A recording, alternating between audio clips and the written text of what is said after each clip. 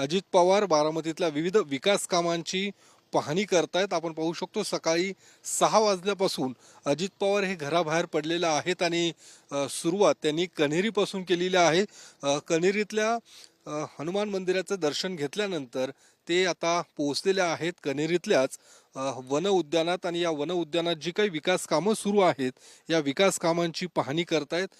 सर्व अधिकाऱ्यांना सुद्धा या ठिकाणी पाचारण करण्यात आलेलं आहे।